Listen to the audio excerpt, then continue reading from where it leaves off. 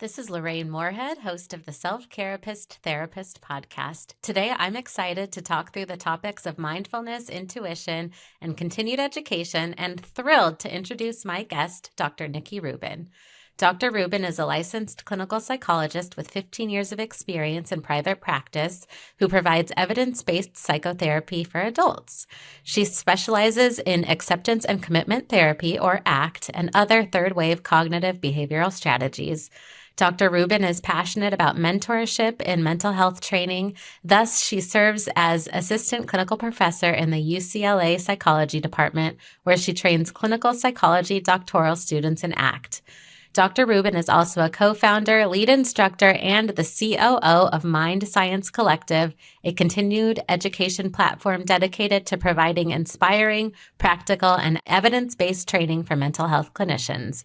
Make sure you stay until the end so you can learn how you might be able to integrate the offerings from MindScience Collectives with a discount.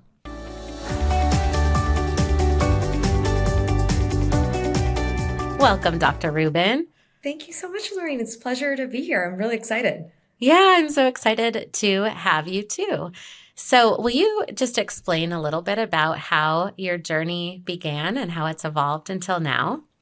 Yes, I would be happy to. So I'll start by saying that I have always really loved teaching. I didn't want to be a teacher. My mom is actually a teacher, retired, but teacher. How cool. But I always loved teaching. I always tell the story. I was a swim instructor when I was 18 for kids, and that was sort of like my first foray into being like a behaviorist, and I loved teaching then. And so, which is, I know sounds unrelated to psychology, but it really it just like lit me up. And so when I started graduate school, it was always on my radar that I wanted to get training in supervision and teaching. And so I was fortunate at Pepperdine, they trained you in how to be a supervisor. Like we had supervision training. Whoa. And that was like integrated from very early on. And that was something I really pursued just like right out the gate. Like I started teaching graduate level courses when I was newly licensed at Furkhoff and then Columbia, both in New York, and then continue that when I came back to LA and, training UCLA students in ACT. But when it comes to sort of reaching a broader audience, that was something I really wasn't, I wasn't like sort of thinking about or connected to. I just knew that I wanted to train clinicians. And this kind of oddly dovetails with my like surprising interest in like entrepreneurship. That was also something I like never really had an interest in. And when I started my own private practice, I found that I really liked the business aspect in addition to, of course, like the ability to set my own schedule, et cetera. I was like, oh, I'm like kind of good at this and this is kind of fun. I don't come from like a business family. So that was sort of surprising to me. And when I moved back to LA, Simple Practice, which I'm sure most of your listeners are familiar with, is very popular. I use EHR. Simple Practice as my EHR.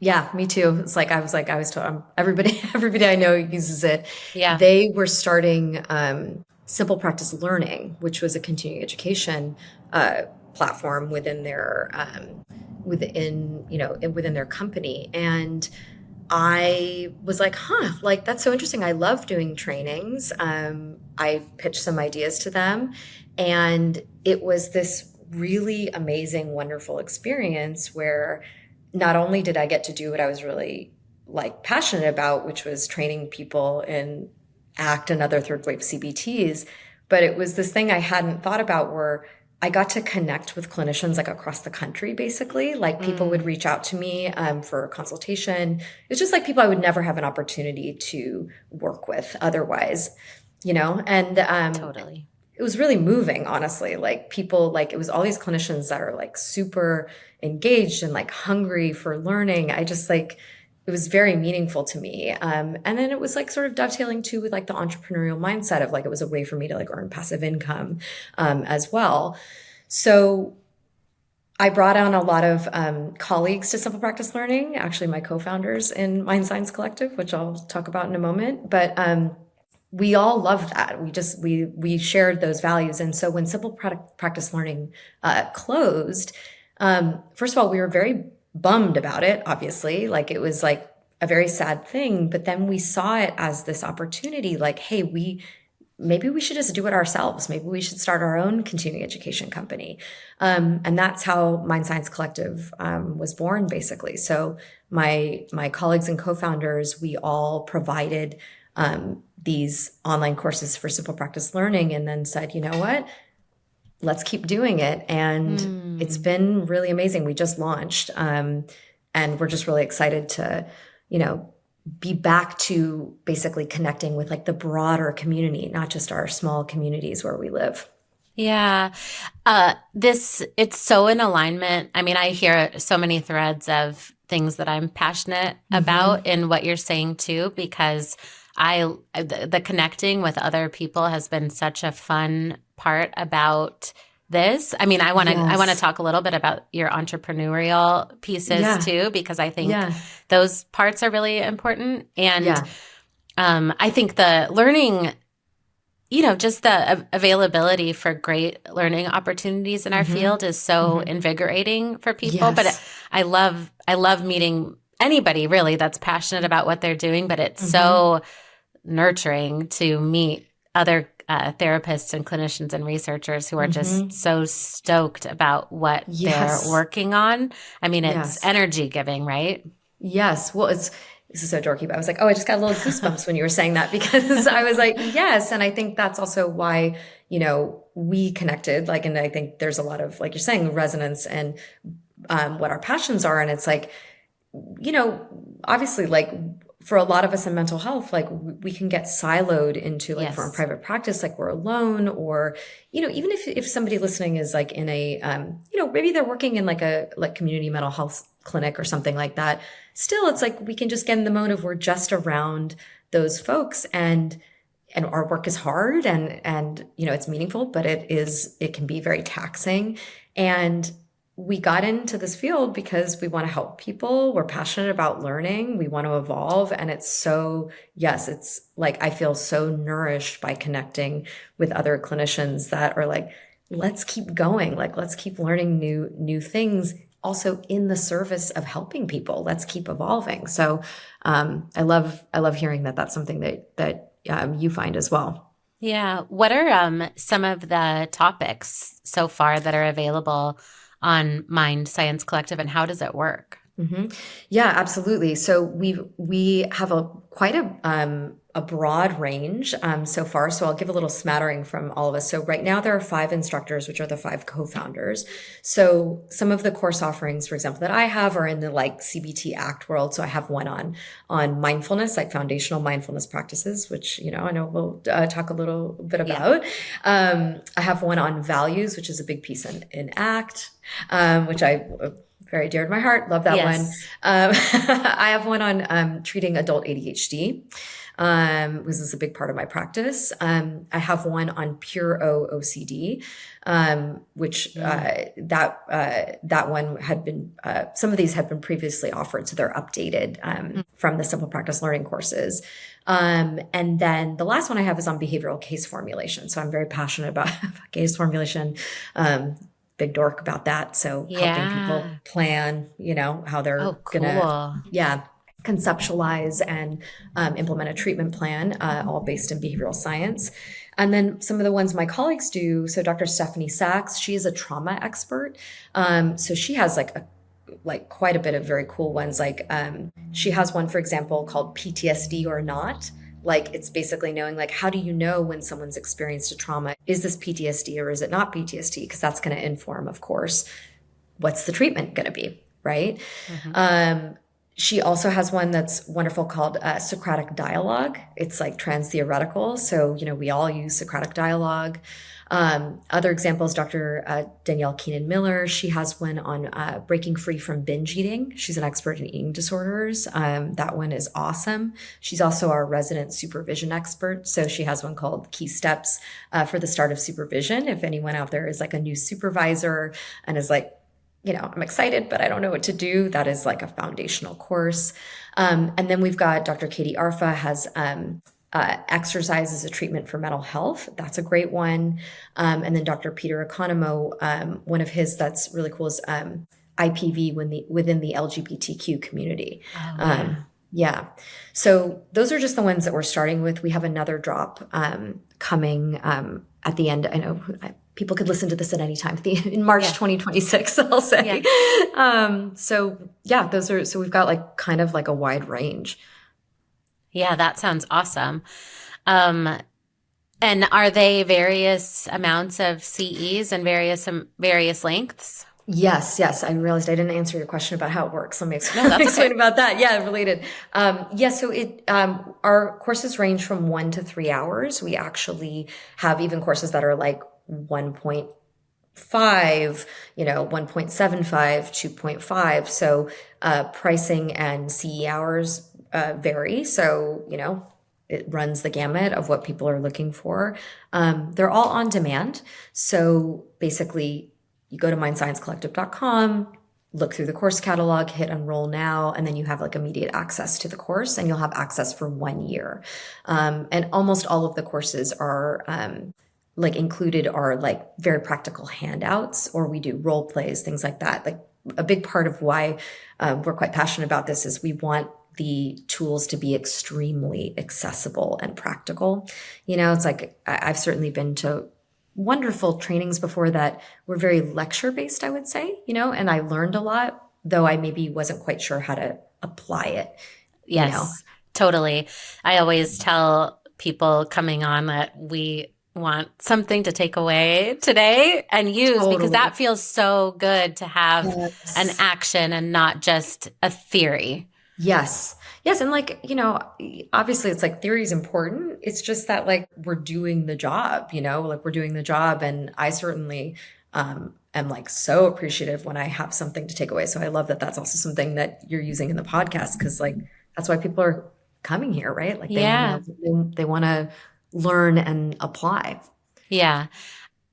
And I think even a takeaway can sometimes be the research too. It's great to hear what the study has been who researched it, how. I love all that. I mean, I think we're a couple of geeks just rapping right now. Yeah. So I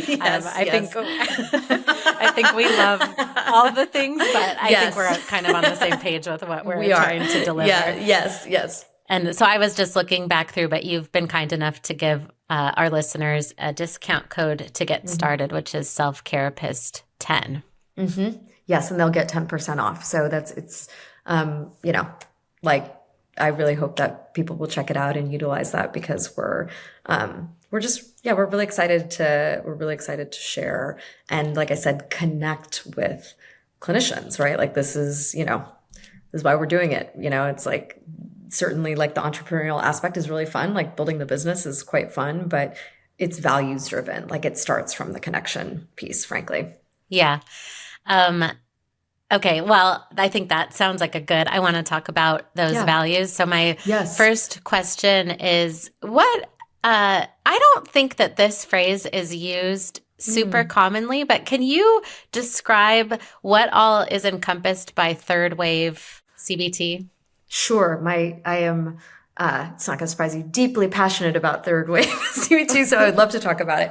Yeah. So, so I'm going to do a very, very brief, history of behaviorism lesson. If that's okay. Okay. Please. Yes. So in the cognitive and behavioral community, like at large, we often talk about the different waves that existed. So the first wave was just straight up behaviorism. So that's Skinner.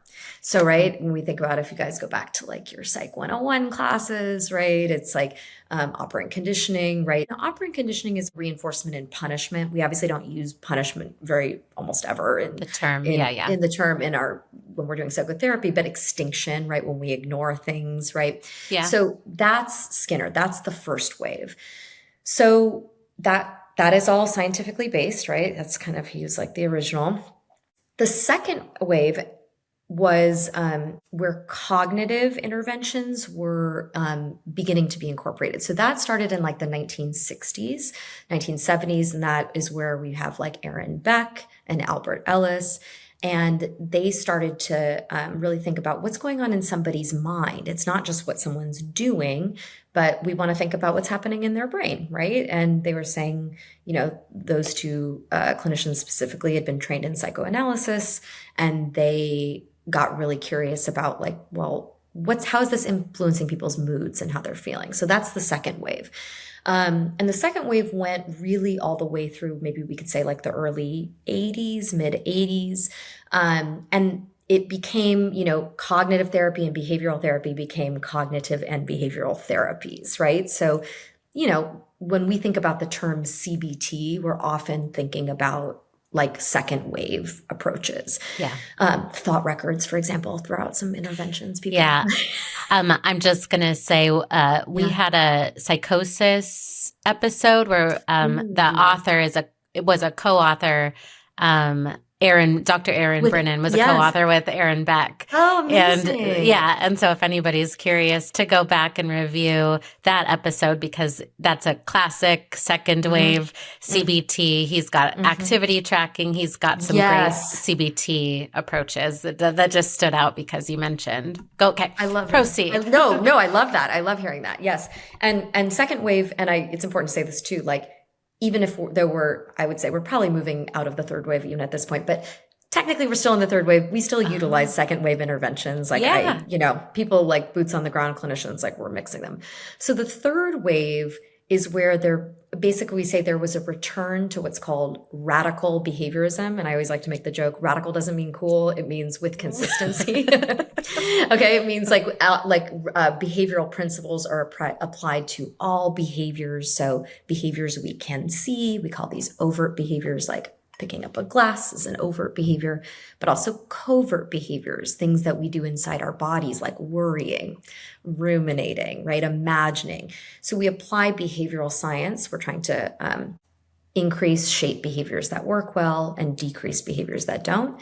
And then there was a very formal integration of acceptance-based and mindfulness-based practices. So the third wave brought together acceptance and commitment therapy, ACT, dialectical behavior therapy, DBT, compassion-focused therapy, CFT, functional analytic psychotherapy, FAP. So there was this more, it was just like more formalized in terms of bringing acceptance and mindfulness work into things. So those are all in the third wave. But like I said, we do a mix of stuff. I do some second wave stuff too. But we're technically still in the third wave, even though that started like mid 80s, early 90s kind of thing. Yeah. What do you suspect is going to be the next wave? That's a great question. I've been asked that before, and I'm always like, you know what? I don't know, but I'm kind of excited to find out. Yeah. Okay. Yeah. I'm not really sure. I mean, I don't know. I don't know what it's going to be, but I think I imagine something cool. That's kind of what I was thinking. Yeah, I love that. So we were talking just a little bit about your values, and that is one of my favorite parts of ACT. And I think that two of the values that keep me kind of thinking in an entrepreneurial way are learning. No one will be surprised to hear that from this conversation, but also creativity. And I feel like when I'm tapped into those two things, I'm walking on air. It feels so good. So do you have any sense, obviously, but what are some of the values that you think keep you connected to your work? And how do you approach values with clients and things? Yeah. So I love that. Well, yes, learning, not surprising. You're like, I don't think anyone listening is going to be surprised that that's one of them. I share that one, but I love that you said creativity, because that is one that actually really stands out as a North Star for me. I think sometimes people hear creativity and they think that means like artistic creativity. And I'll always explain like, sure, that's one way we could act in alignment with that value, but there's all kinds of ways to be creative. And I think that from an entrepreneurial lens, creativity is a huge piece. So it's like, I say it really aligns with the psychological flexibility aspect of ACT as well, right? Because it's like different ways of doing things, like figuring things out in real time, right? As things unfold, like you get new data and you're like, oh, that didn't quite work. Let me try it this way. And there's this opportunity to be creative. So that really, really resonates with me. I think similarly, like there's a value of problem solving. Like I love like puzzles. Like if I go back to like the behavioral case formulation, it's like, that's, I think, why I'm so passionate about case formulation. It's like, I feel like I'm a detective and I'm figuring things out. And it's like working with real information and seeing how it shakes out, seeing what you learn from that. And I think when you're business building, it's such a major piece of it, you know? And then I would say, like, honestly, like, and I would imagine you probably have a similar feeling about this, like, there is I don't quite know what another word to use aside from like ethics. Like, to me, something that's always been very confusing is like this notion that if you're going to be entrepreneurial, you can't be like ethical or doing a good job. Like, I think there's a kind of like a story out there, not in our community, but like maybe in the tech world or something. Like I've heard it's like you have to be cutthroat, and I'm just kind of like, I think there's a way to like be successful financially and actually like be a good person, like help Yeah, others.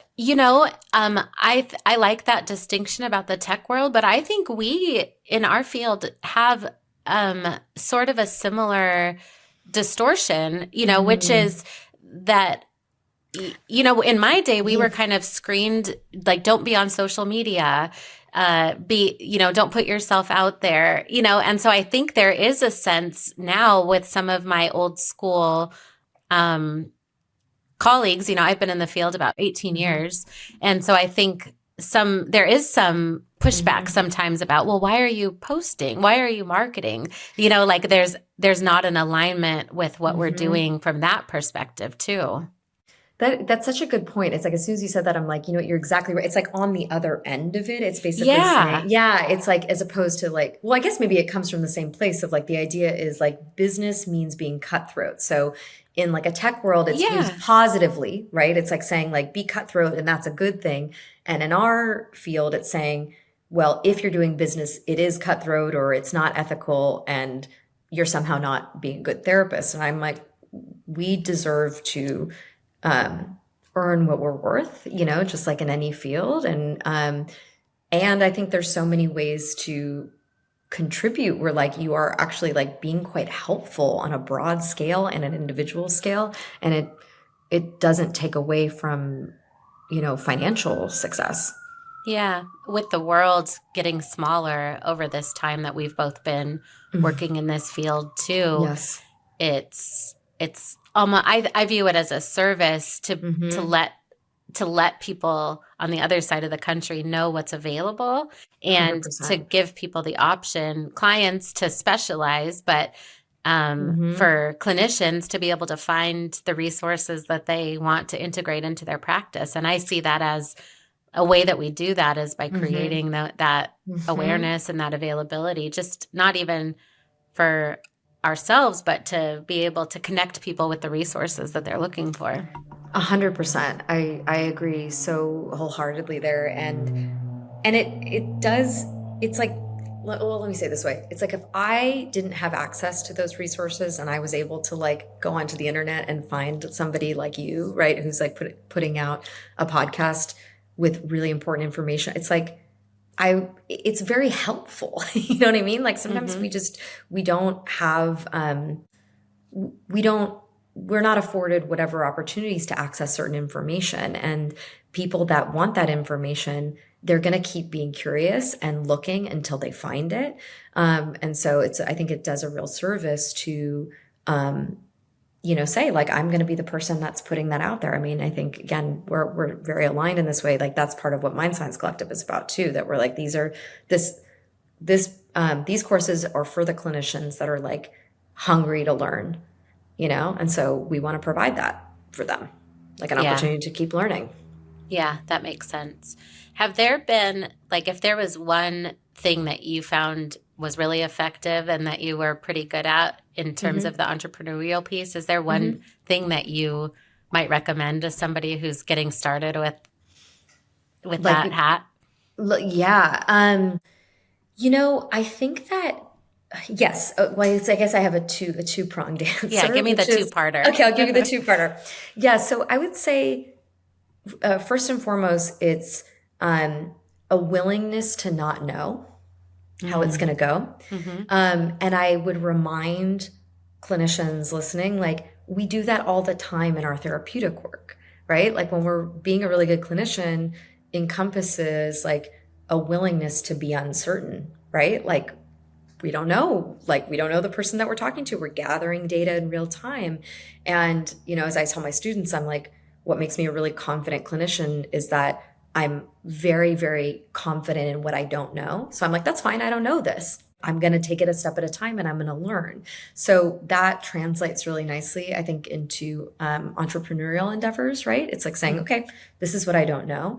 And then the second prong of that would be then it's the willingness to seek guidance from people that do know, right? Like being willing to ask for help, like be willing to not know, be willing to make mistakes, right? And course correct.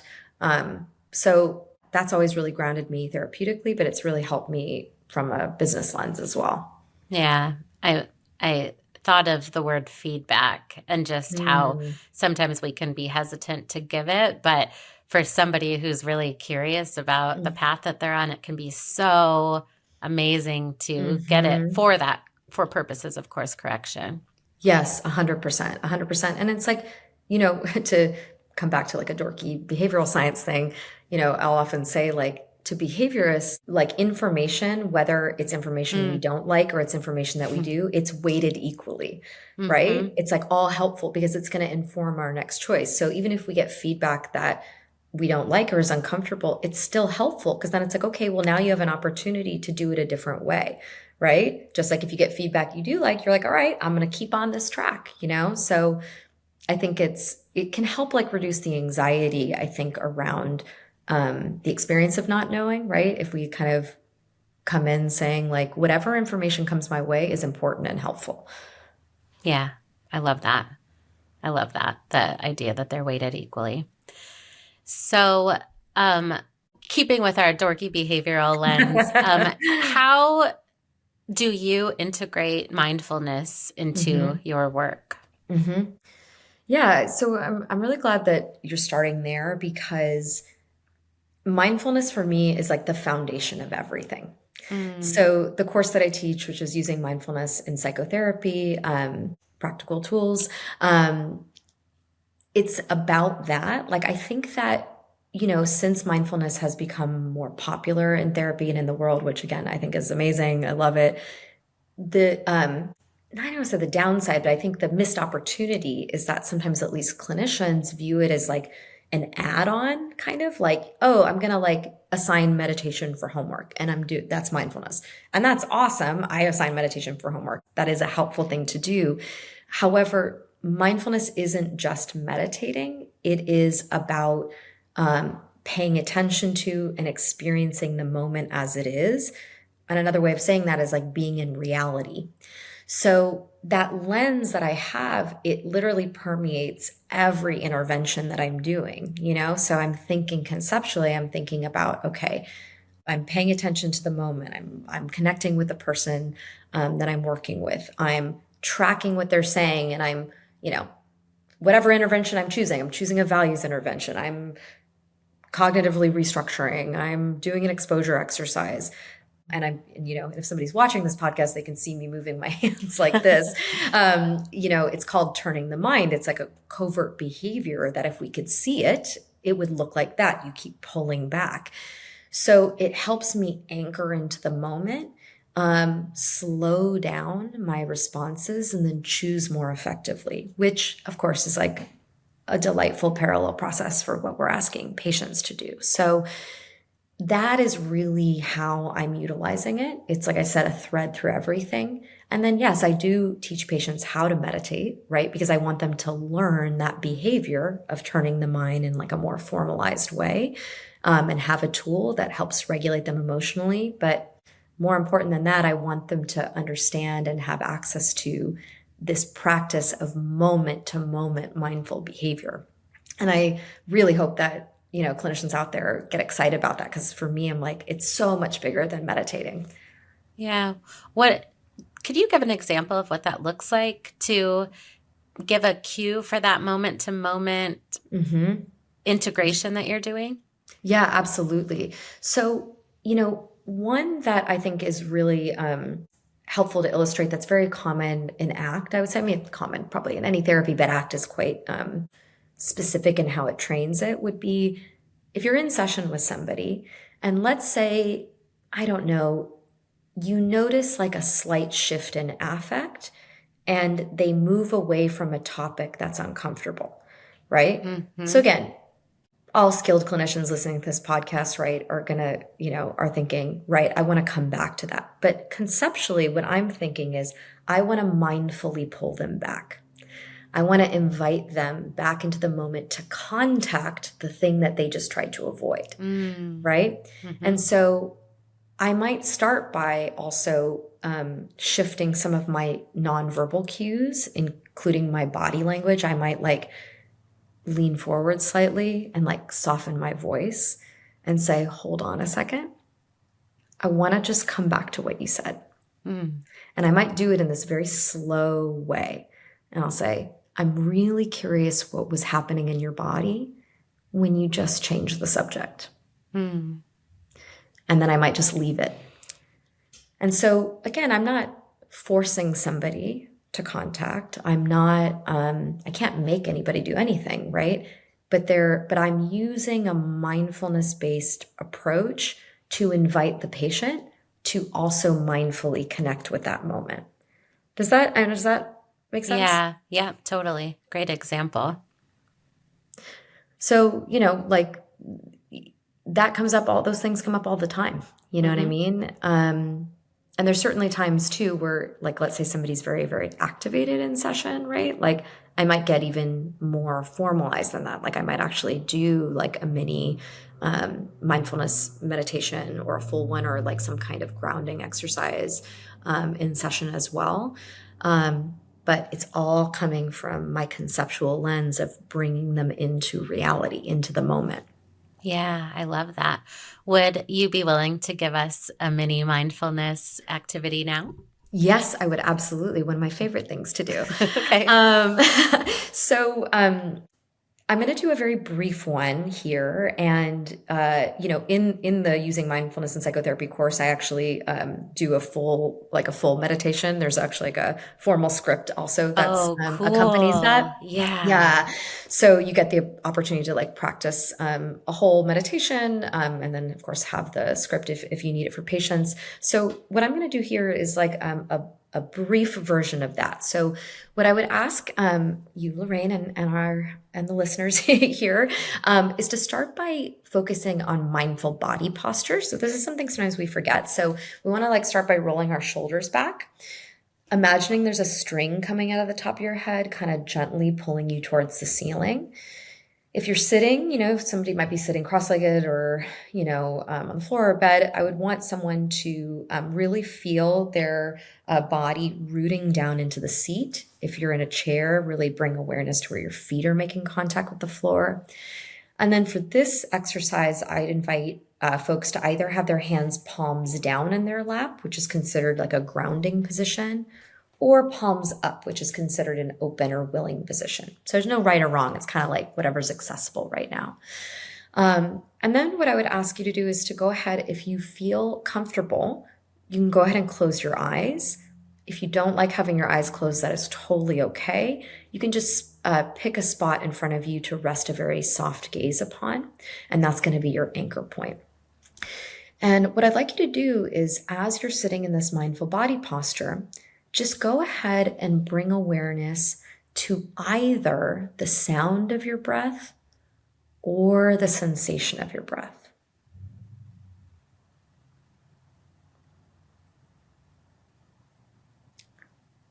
So there's no need to change the breathing in any way. So you don't need to make it deeper or slower or anything like that. You're just tuning in to watching whatever the breath happens to sound or feel like in this moment.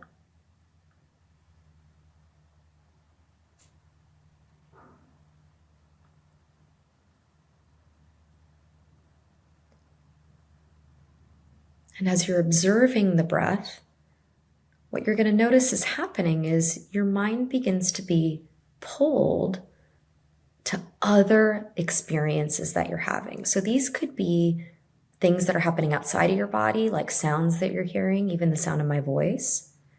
But they can also be things that are happening inside of your body, like thoughts that show up, memories or images that show up, physical sensations or emotions you're experiencing. And they might be pleasant or unpleasant. Or even behavioral urges, like an urge to move your body around or an urge to open your eyes if your eyes are closed right now.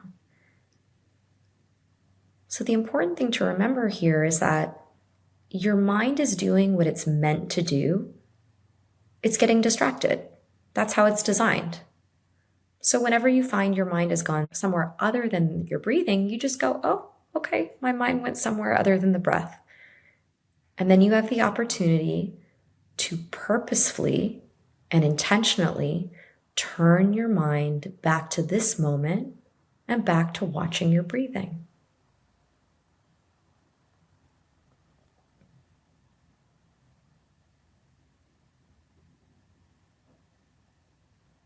So now with your eyes still closed or continuing to focus on that spot in front of you, you can just go ahead and return your awareness back into your physical body once again. So becoming aware of the seat that you're sitting in, maybe noticing where your back and legs or feet are making contact with something. Noticing where your hands are making contact with your lap. And then let maybe 1 to 2 breaths come in a little slower and a little deeper this time. And when you're ready, you're welcome to open your eyes or lift them up and come back. Awesome. Thank you. You're welcome. Can I ask what that was like? That's also, I love to model that. I always like to ask. Yeah, it was really, I don't know, I had an easier time focusing than I do sometimes, maybe because it was tailored especially to me. But I appreciated that cue that I was invited to be non-judgmental about anywhere that my mind might have been going and I thought that was validating and normalizing just to know that that's normal. I think that's a major concern for people sometimes, that they're doing it wrong or that their mind isn't participating. And so just that invitation to notice it, I felt was really, really neat. But I liked the cues just to reality, I guess you would say. Yes.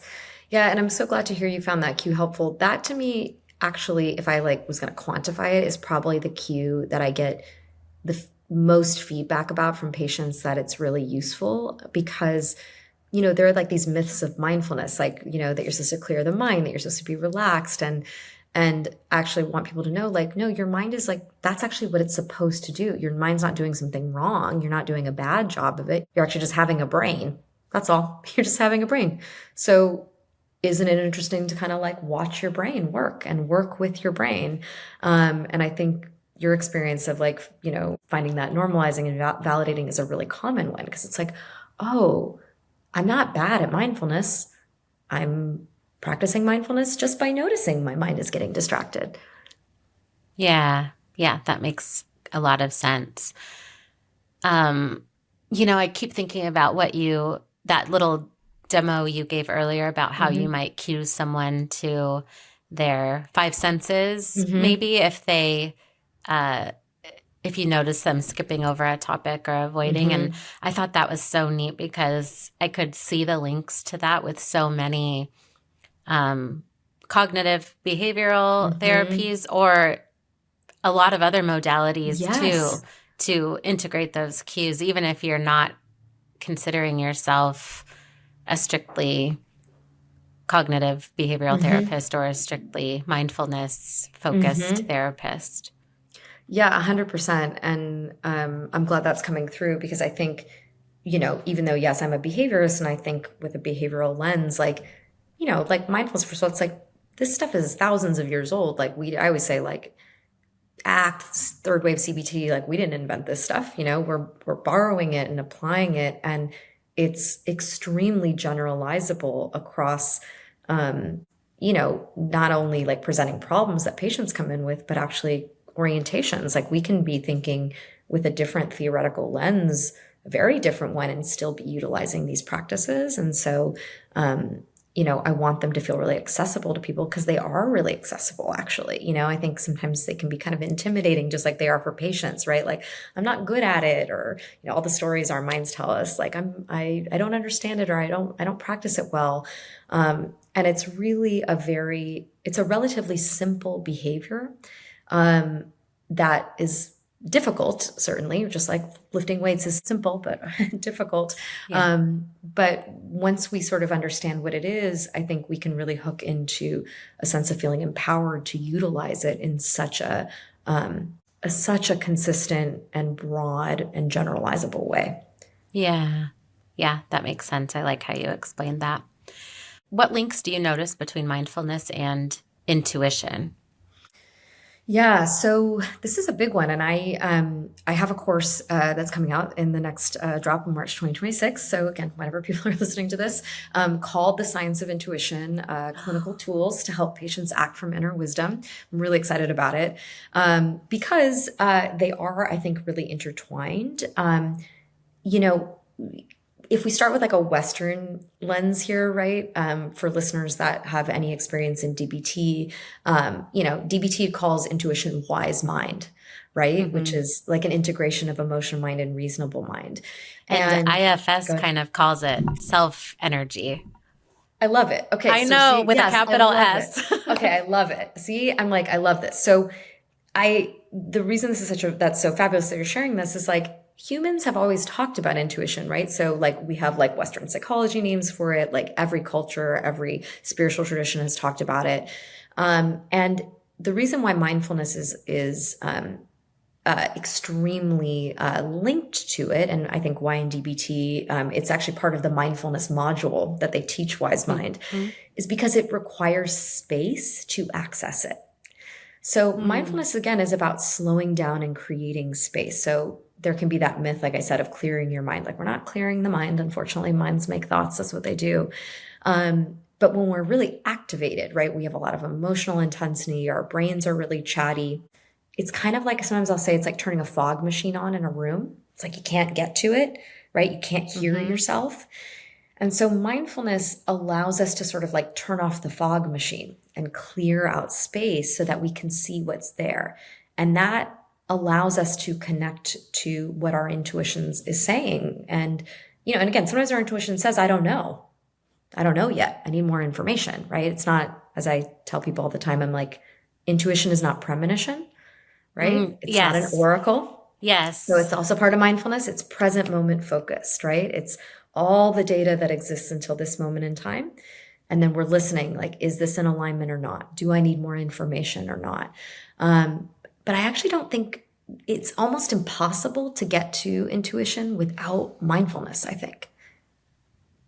Yeah, I was kind of getting excited when you said that, because a conversation I feel like I've had relatively often is when people say, I think this is going to happen. I feel like my intuition is warning me that my parents are going to be in an accident, or I'm going to have this thing happen. And so sometimes it's about separating what's anxiety, or what anxiety are you leaning into that is actually more like avoidance in the name of intuition.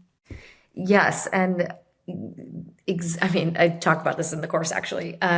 Because sometimes what people will say in that situation too is like, I think it is a problem of like language, right? Because people say, my gut is telling me. Yeah. Like, my gut is telling me something bad's going to happen. And I'm like, and I say, that's not your gut. That's anxiety talking. Oh, yeah. Right. I'm like, your gut is not an oracle, right? Like, anxiety doesn't know. It wants to know, it wants to tell you because it's trying to keep you safe. Right. But it doesn't know. Intuition, when we're there, is very solid. Even when intuition is like, I don't know yet. It's not comfortable, but it's much more grounding and orienting than, trying to figure out the future. But it can be confusing, I think, like very literally, because in our abdomen, right, that is where I actually have never had this experience otherwise. Everybody feels their intuition somewhere in the middle, but like, we also feel GI symptoms there, right? If we're anxious, we can have like butterflies in our stomach, or cramping, or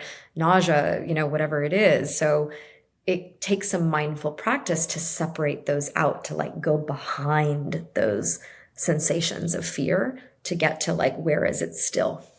Yeah. Um, a situation that I hear a lot of people really inspiring people to want to get in touch with their intuition is dating and Mm. meeting, the goal of Mm-hmm. meeting a suitable partner. And I hear a lot of people post breakup or entering into Mm-hmm. dating say, I really want to strengthen my Mm-hmm. intuition because I saw some things that I missed because I wasn't Mm-hmm. tapped into that. Yeah, totally. And I think that's another like great example of where the mindfulness becomes so interwoven with accessing intuition, right? Which is like, if we're not aware, right? If someone in hindsight says, "Oh, I wasn't aware, I missed some things," like being Mm, more mindful helps you take in data, right? And mm, taking in data is like, that's I think, as I think of intuition, our guts, like it's synthesizing information. yeah. Like we're getting a read on something, but it requires being aware, frankly. Yeah, that fog machine visual in this example makes so Mm-hmm. much sense because Mm-hmm. the fog machine can be so many things like passion, Correct. lust, and that Yes. it's or on the how things look on paper. There can be so many things creating that fog Mm-hmm. and mindfulness. Even to your point, even attuning to what am I really feeling here? Yes. Yeah, It like, do I feels feel like connected? Does it feel pressure? Do I yes, feel safe? Do I, you know what I yeah, mean? It's like there's it's all data, and if we don't have this, well, I'll come back to something you said so interesting, like, and I'm sure I've heard this too, and people go, I want to strengthen my intuition, and I actually will often say to patients in response, I'll say, your intuition is there. It's not about strengthening the muscle of intuition. It's about strengthening the muscle of mindfulness, yeah. right? To clear out so that you can, it's kind of like getting out of your own way, Mm-hmm. so you can hear yourself, so you can observe what's actually showing up. Yeah, I love that. I think that's a really great cue, like just some really great language around it. I think Yeah. that course sounds like it's going to be really exciting. Well, thank you. I mean, we're on the dork train here Yeah. today. I love it. As you can tell, I'm very excited talking about it. Yeah, it's, we don't, because there's no, what I'm so excited to share about that one is like, I certainly didn't get any direct training in how to utilize intuition in a clinical sense, right? Like, I think I actually don't know a clinician that doesn't talk about intuition at some point in therapy, right? But it's like, how do we do it in a way that really empowers people? And also like using behavioral science, and using interoceptive awareness to pay attention to, like you're saying, what we're actually feeling in a moment. And respond Yes, in kind. correct. Exactly. In values aligned ways, right? Yeah. Hmm. Yeah. Yeah.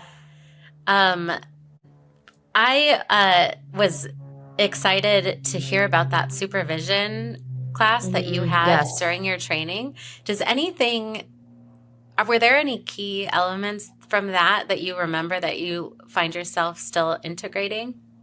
Yeah. So, and this is also, I definitely want to encourage listeners too, if they're excited about to investigate my colleague and co-founder, Dr. Danielle Keenan Miller's supervision courses. She's like an expert in supervision. She ran the UCLA Psychology Clinic for many years. Oh, cool. And we have some colleagues this way. So I was very fortunate. So I went to Pepperdine, and Carol Fallender and Edward Shafransky they're like the people in supervision research and training. So like they have a very famous book called Clinical Supervision, and they happen to be Dr. Shafransky's the head of this ID program, and Dr. Fallender is one of the professors there. So that was where I feel very fortunate in having had that framework. But I would say what's continued to inform me about that was, honestly, it's very parallel to how I practice clinically. It's like using structure, right? It's not sort of free floating. So having targets of what you're trying to shape in a supervisee, right? Like certain markers, right? Of course, we want to focus on like cultural competency, for example. But it's a very holistic, very again, a sort of broad way of saying it, but evidence-based approach to training and supervision.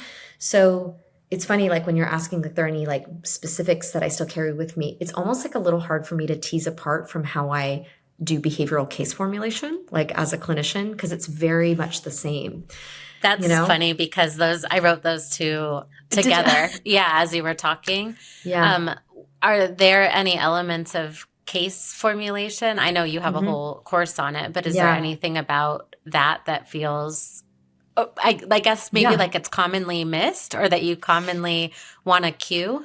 Yeah, yeah, absolutely. Well, I think what's commonly missed is actually having like the structure, like so the analogy I like to use, so this would be including in doing supervision or doing therapy, is that, and I so feel for supervisors and therapists when they're in this mode, it's like not knowing where they're going. It's sort of like having a big toolbox of techniques, but not knowing like which one to pull out. Sometimes I say it's like your junk drawer of tools. You know, it's like there's tape in there and like some pens and a hammer, but like you don't know like what goes with what or when to pull things out. But when you have a structure and a plan, it's like, oh, I'm going to like, so imagine like we're literally building a house. Like I need the frame of the house to then have a wall to say, okay, now on this wall, I'm going to put a nail and I'm going to hammer that nail and I'm going to hang a picture. But if you just have like a big open field and then you like toss some paint on the field and toss a couch and toss some pictures and a toilet or whatever, it's like it doesn't make a house, right? So that's the thing I think people miss and they get stuck in and feel very lost, right? Is that they don't have an overarching structure and there can be a fear around, if I make the structure, I'm trapped in it. And I always say like, no, just like a house, you can remodel it. In fact, you're going to remodel it. You're going to have new information. It's like a living hypothesis. And that's what we do as therapists, what we do as supervisors. We're taking in new data and adapting. So that to me is like the biggest thing that I see. Yeah, that one's so important because I think with requirements, either from the Hmm. state when you're thinking Yes. community behavioral health or from our ethics boards, Yes. we're doing a treatment plan, but sometimes there's a way to do that formulation that feels more like busy work. And Totally. so to be really thinking it through in a way where you have a plan, and of course, session to session, it'll Hmm. change with the client, Yes. but to have an idea, not just of a technique that you want to use, but how the journey's going to look. I used to, in college, I had this professor, I think about what he says all the time, but he wasn't even talking about psychology. He was talking about writing a paper, but he said, I Uh-huh. want you to hold my hand and guide me through the paper. I don't want to be dragged through the forest, hitting rocks and hitting trees. I want to be like guided on a path, and Yes. I want you to know the path to guide Yes. me. I don't want to just realize what I learned in your paper in the closing paragraph. Right. Right. That's such a wonderful analogy. Totally. It's like, and also, hopefully like as you're saying it, you hear there's like that's where there's the mindfulness piece again too. Right? It's like literally like let it unfold. You're being guided. There's structure and fluidity, It's like Yeah. it's allowing things to unfold. It's saying like having the plan is not antithetical to changing the plan, right? We need both, we need both to actually keep moving forward, right? We need to like know where we're going and we also need to be willing to adapt as things change. Yeah, so true. Um, is there anything, I know we've scratched the surface on a lot of topics. Is there anything that feels important to provide a little more context on or that you want to give a little bit more information on that we've talked about today? I think maybe I would just want to re-emphasize again how mindfulness is so supportive across interventions and Hmm. conceptualization, treatment planning, theoretical orientations, that it's not, like I said, this add-on of like assigning meditation for homework, which again, not knocking that. I do that. That's helpful. But that it can be this extremely potent behavioral tool that as a clinician for myself, like it really grounds me, right? It helps me slow down. It helps me be intentional. And then I can impart that to patients. And, the feedback I get from them, it really grounds them too, once they know when I can think in this way, this conceptual, holistic, mindful, slowed down approach, it's very empowering because it's like, right, I choose what I do in this moment. right? If I make a mistake, that's okay. I have the next moment to make a different choice. So yeah, that's what I would hope listeners take away from that is like, it's so powerful. And I think often, again, people kind of see, even like they see mindfulness courses, they're like, I meditate, like that's cool. And I'm like, totally. And I'm like, love that. I love that you meditate. And I want people to really have the opportunity to learn how to utilize this powerful tool in such a holistic and generalizable manner. I love that. What's the self-talk that you give to yourself during a session to attune to that mindfulness piece? That's a good question. I think that it's probably some version of slow down, like compassionately. Stay with that. Yeah, stay with that. Not like, I don't mean in a critical way. I'm not like slapping myself on the wrist. It's more like I'm going to slow down. And then it's the other side of this coin, which is a major component of mindfulness, but I haven't said it yet today, is and practice curiosity. Yeah. Yeah, I love that. Okay, I've got to ask everybody this. What is your approach to self-care, either for yourself or how you might guide a client? Absolutely. So for myself, it's, not going to surprise, it is being mindful. That is a piece of it. I practice what I preach. That includes like being mindful in informal ways, like paying attention to like when I'm on a walk with the dog, right? Being outside, but also being mindful of like when I'm feeling uncomfortable. So that's very important to me. Moving my body is very important, and there's all kinds of different ways to do that, but exercise is something that's always really helps me just feel regulated and grounded. And it's fun. Yeah, I think it's fun. And then connecting with people that I love and are from. I just was visiting my best friend lives in Texas, and I was just visiting her actually, and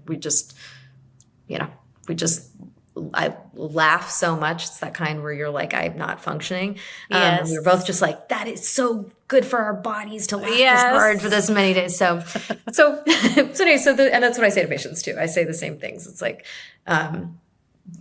connection, movement, mindfulness. I was like, get outside. Yeah. Yeah. I align with all of that. Yeah. Pet a dog also, or a cat. Yeah. Laugh at a baby. Yeah. Laugh at a baby. Or laugh with a baby. Yeah. Yeah. Okay. I love it. Well, thank you so much, Nikki. It's been so fun to talk with you and hear all about what you're doing. Thank you so much, Lauren. It's literally been quite a delight to like nerd out, honestly. Yeah. Yeah. It's a fun way to spend an hour. Yeah, totally.